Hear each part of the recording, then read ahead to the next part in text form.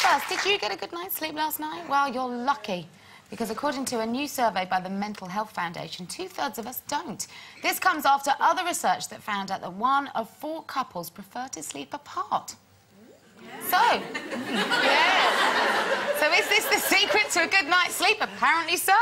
Yes. Or do you think sharing beds is overrated, ladies? Well, as you know, I haven't slept since 1993. So, I think it is better to have beds apart, because the thing is, when a person's in bed with you, they not only they give off such heat, and, you know, don't they? Yeah. And then they fiddle and make... No, you know what I mean? They mess. And then they make noises and you know, have... Yes. Well, you know what I mean. They do mess around and make noises, and you don't want that, do you? No. And I just think it's just too much with somebody else in the bed. The best thing is to have 2 beds, 2 bedrooms. So you do all the business in his bedroom, don't you? And you do all the mess and all the what, you know, all that, you know, that's not worth it at the end of the day, is it, girls? And then you leave his bed and you go to your nice room with your nice bed that's all beautiful and cotton and lovely and warm. Do you know what? A couple of years ago, I would have agreed with you. And when I was single, it was one of the greatest things about being single, just having your bed to yourself the whole time, and you could stretch out, and it is a lovely thing. Oh. But, and I never thought I'd get used to it. But when you meet someone, you know, the right person, you don't.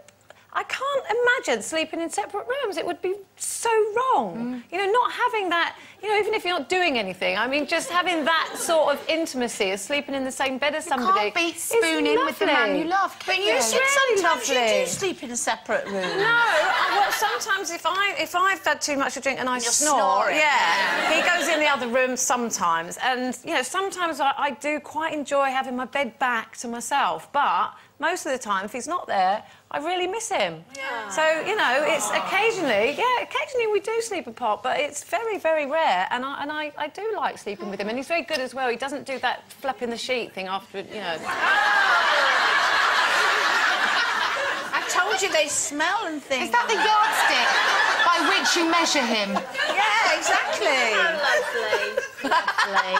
Yeah, but you know what blokes are like? That's what they do. He doesn't do it, they do. Well, I have to say that my Raymondo would probably love separate rooms. Why? Because I cry, apparently, and talk in my sleep all night. And it really interferes when he's watching Emmerdale. What time do you go to sleep?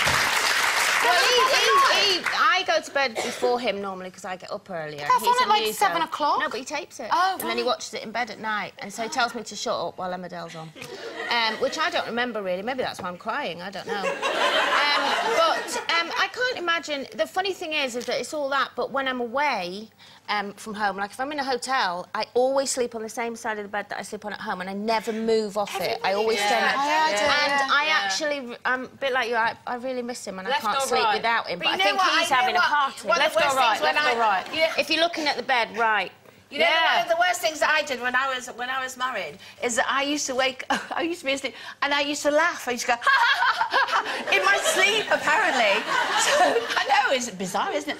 So anyway, so what Ken used to do was bring the Hoover in and plug the Hoover in, and as soon as the Hoover noise came in, I went back to sleep and didn't laugh anymore. It might be a good idea, maybe, if you never share a bed again. I don't think she needs to worry, really. No. It's the womb, it's the womb. I think she's all right on her own. Not the womb, it's the womb. Enough of this madness, please.